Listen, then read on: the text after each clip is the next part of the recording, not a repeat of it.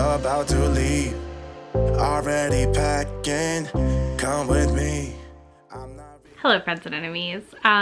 This is going to be a unhauling my books with me, and we're gonna chat a little while I do it.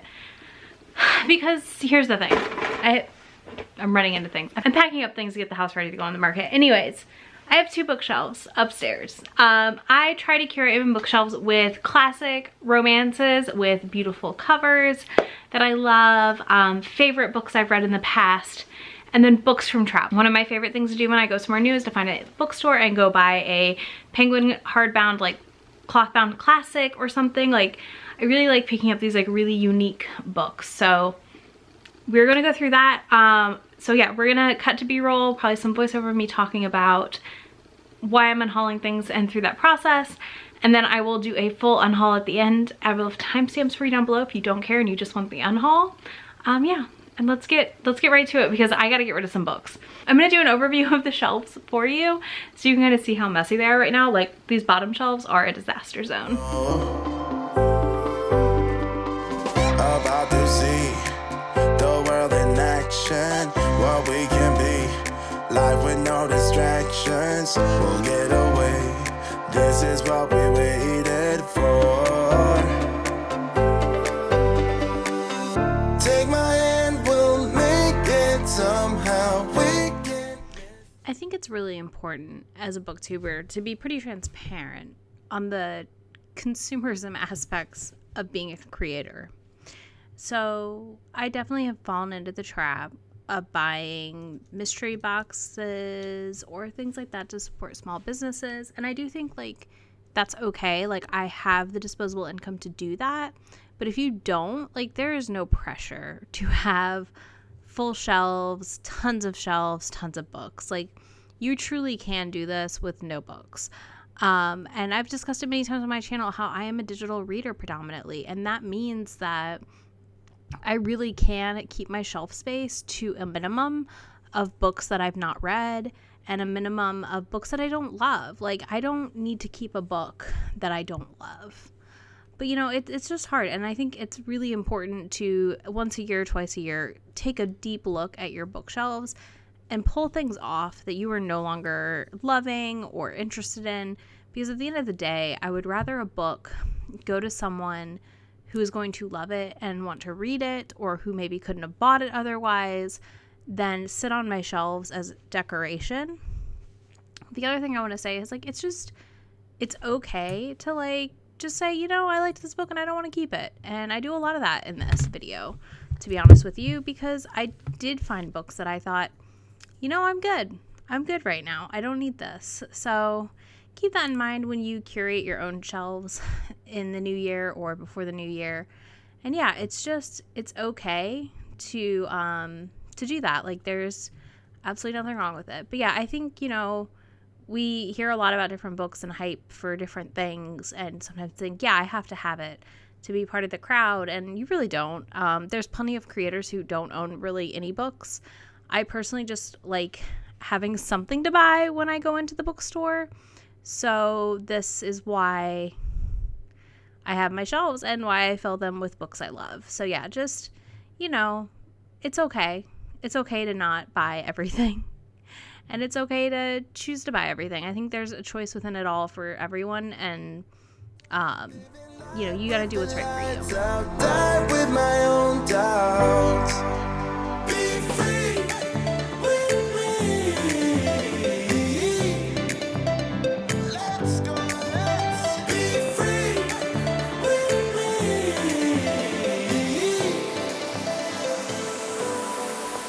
Be free.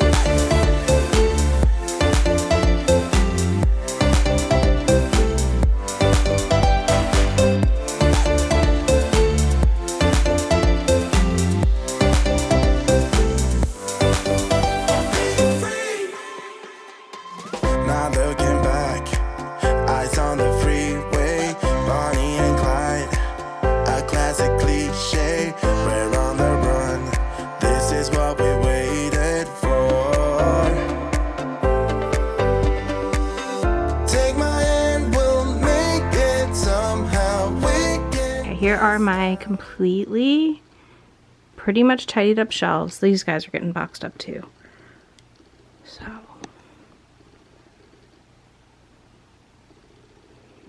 we look pretty good, I think. Is it perfect? No, but we got a lot to unhaul, so let's do that. Okay, let's look at all the books I'm getting rid of. All right, first of all, we have Micah by Laurel K. Hamilton, who I despise. I read some of the series for a while, the Anita Blakes, and I just got really frustrated and fed up, so I dropped them. Oh boy, this is gonna be the fun part. I got a lot of books. Wondersmith, The Calling of Morgan Crow. This is book 2 in this series. I keep buying the wrong book, so I talked about it after I bought it. Like, I literally saw the receipt in here. I bought it because I was like, yeah, this is the one I need. No, this is the one I already own. I need the first book and the third book. Listen, it's fine. It was $8.99. It's not the end of the world, but yeah. Sometimes the brain don't brain. Then we have Charlene Harris's Club Dead. This is part of the Sookie Stackhouse series. I have read this series a long time ago in college, and I have no interest of reading it again or owning it, so off it goes. Then we have the first book I dropped. Hold on. Illuminae by Amy Kaufman and Jay Kristoff. I don't like Jay Kristoff. He gives me just shitty boy vibes. I know his type. I've run in those crowds. As far as the like, I'm alternative thing type. And I'm good. I really wanted to read this series. I thought it sounded really fun. But every time I think about like some of the weird stuff in Nevernight and just things he's done on the internet, and I'm just like, I'm good. We're gonna skip it. Then we have The Devil You Know by Kit Rocha. So once again, I only have 2 bookshelves. I may expand after the move, but I am trying to curate shelves of books I love or covers I adore. And The Devil You Know by Kit Rocha just didn't hit for me. I really, really like their old indie books, the O'Kane books. I really like those. I really enjoyed these. This was not bad. It just wasn't what I wanted. I know it's traditionally published. I know that affects sometimes the sex content in it.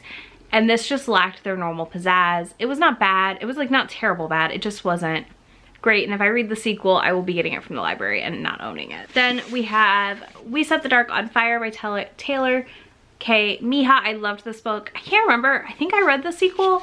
I really, really liked this book. I really liked this. I'm sure I liked the sequel, or I will like it. I don't remember.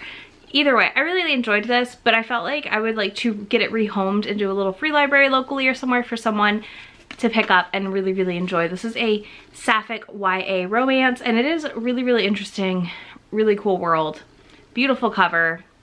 I just know that it could go to somebody else who would like a teen that would really love it and benefit from it. Again, I still really liked that book. Then we have Spinning Silver by Naomi Novik.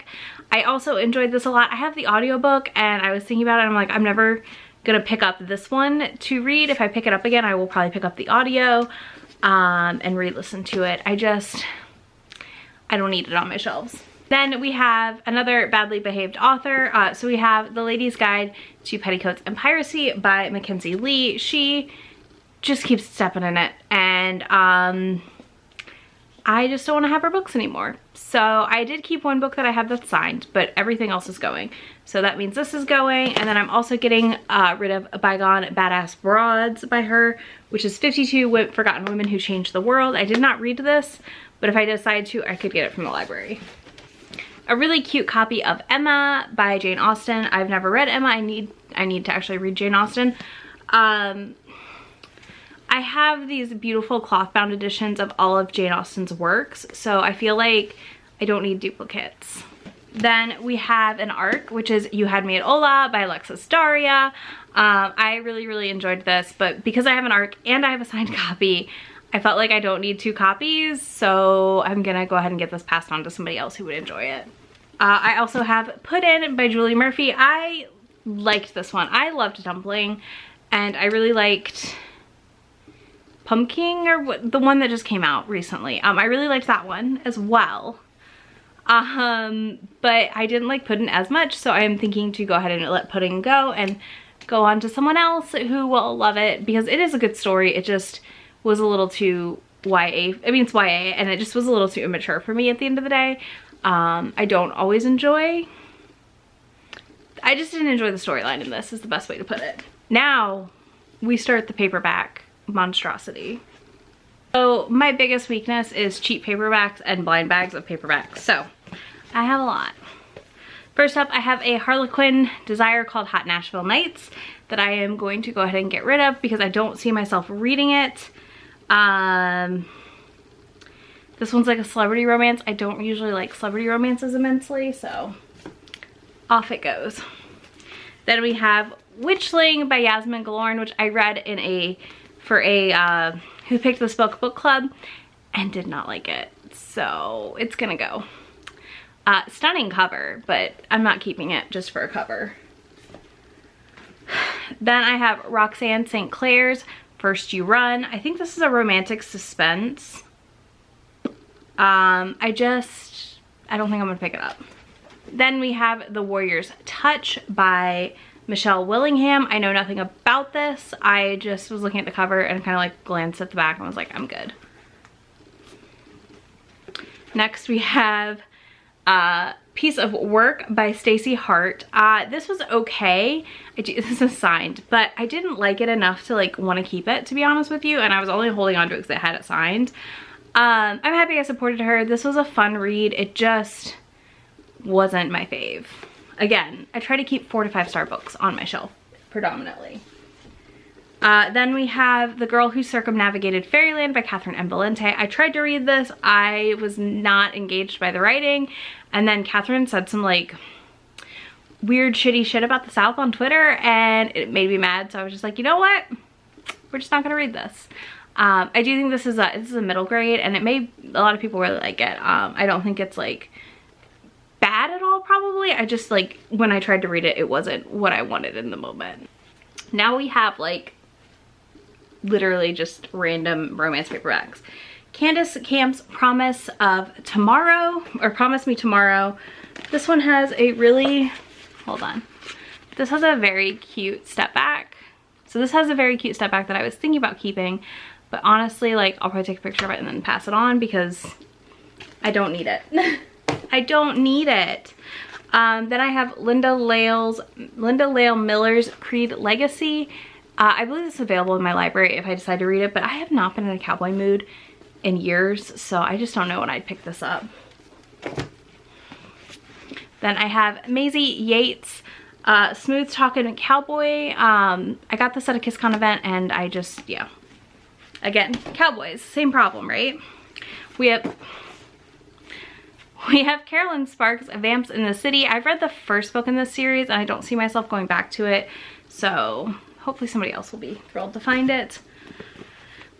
Then we have Stephanie Cole's The Wereling Prey. This is part of a series and this is like book something in the series. It's not like the first one or the second one.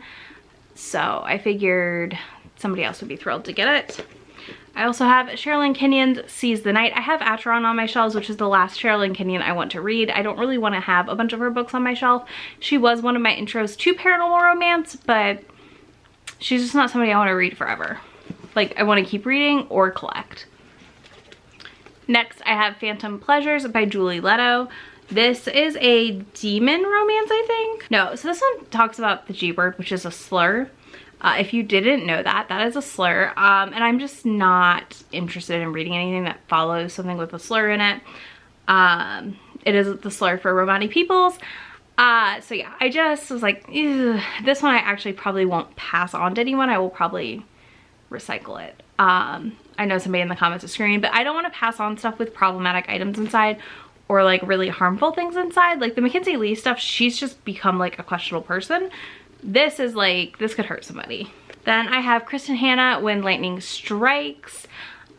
This has no step back and I was really sad about it. And I was like, if I owned this, I would want to own it with a step back. So off it goes. I don't know anything about it. Oh, this lady time travels. That's all I got. Then I have Katie Ruggles In Her Sight. I got this at either a Polycon or KissCon, like a weekend event thing, and I don't read romantic suspense, really. I read from very select authors for my romantic suspense, and Katie Ruggles isn't one of them. I also have Valerie King's A Rogue's Deception. This is like one of those, this is a zebra romance, so it's kind of cool, but I don't own a lot of zebra romances, which is weird. I thought I had more than I do, but I'm good. Okay. So then we have Slightly Tempted by Mary Below. This is like a beautiful shiny cover, but I don't see myself reading this personally, at least physically, or really caring. Again, I prefer step backs to the shiny, like, blinding covers. Then we have Josie Litton's Dream Island. I don't know anything about this. Again, it was one of those mystery boxes, and I've decided that it's better to move on and make room for other things. Then we have Sarah McLean's 11 Scandals to Start to Win a Duke's Heart. I'm not throwing this away because I don't like Sarah McLean. I am donating it because I'm slowly buying Sarah McLean's books signed from the bookstore in New York that she goes to with every new release. So every time she releases a new book, I usually buy 2 or 3 of her old books signed so that I can build up my full like signed Sarah McLean collection. But my patrons and my YouTube members, check the Discord. Y'all have already seen this, but if you didn't somehow, check the Discord, because this is definitely one of the books that I will put in the Discord as a giveaway for y'all to grab. Next, I have Joan Wolfe, The Deception. Same thing. I don't know much about this. There is no step back, so I'm good. Then I have Dorothy Garlock's A Week from Sunday. This is like some weird 1930s romance thing. I'm not really sure that it's a romance. Honestly, I'm not completely convinced. Then I have Kristen Feehan's Dark Demon. I have decided that if I read more Kristen Feehan, I will be continuing from the series I already started later in that series, which is, I don't remember the name of the book. But anyways, I did a vlog. Shay picked it for me from Shay Geeks Out, and I really liked it, and I would read from that like later part of that series, and I don't really want to dive into her other works. Next, we have One Sweet Sin by Linda Shaw. This is just such a funny romance. I don't read military romance really, so I don't think I'll ever pick this up. And then I have, this is one I'm like torn on if I want to just keep it because it's just such a funky cover. This is Wild Man, Wild West, Flynn by Linda Turner. Look at this cover. I mean, it's just a goofy one. I got this from the Ripped Bodice in a mystery box thing, so I don't know. I'm debating. Then I have Julia Quinn's Splendid. I felt like if I wanted to read this, I would just get it from the library, and I'm not going to pick up the physical copy. Next, we have Heather Graham's Echoes of Evil. This was another one I got in a mystery box. It's in the middle of a series, so. Then we have These Boots Were Made for Stompin' and Rompin' and Kickstarting Your Life, which is like a little bind-up situation. This cover's hilarious, but I know none of these authors, which is Julie Kenner, Jade Lee, and Mariana Manascuzzi. I'm just gonna let that go to somebody. Then we have Victoria Thompson's Wings of Morning. This is a widow romance and voodoo magic. Again, one that I'm concerned is very problematic, and I'm probably going to put to the side and not like get rehomed. Next, we have Laura Lee's Navarro's Promise. It's from the Breeds novels. This is later in the series, so I'm making a note so I can possibly go read some of the earlier books to see what I think of it. And then last but not least is Misadventures of a City Girl by Meredith Wild and Shel Bliss. I know I got this at a Polycon because I was surprised it was hardcover. This is part of those just like cute misadventure books that I guess somebody's been doing. I don't know who, I guess Meredith Wild has been doing it. I don't know, she's on a lot of them. Anyways, I haven't read this yet, and if I do, I would read it digitally, and I don't really need a hardcover. So on that note, those are all of the books I've unhauled. Let me know how you curate your library, because like you can't just constantly bring in books and not like take books out, I feel like. I mean, maybe you can, maybe you have more space than I do. And yeah, if you don't want to do that, you can leave me a book stack emoji, because holy crap, that's a lot of books. Oh my gosh, that's so many books, y'all. And if you are a member or you want to become a member, you could do that in that description box. There's links to everything to do that, and you can get some of these books. I'm definitely going to be doing a giveaway in there with a lot of these. I'll make some like giveaway packs or something for y'all. And if you don't want to do that, there are links to be my friend anywhere on the internet, and I will talk to you in just a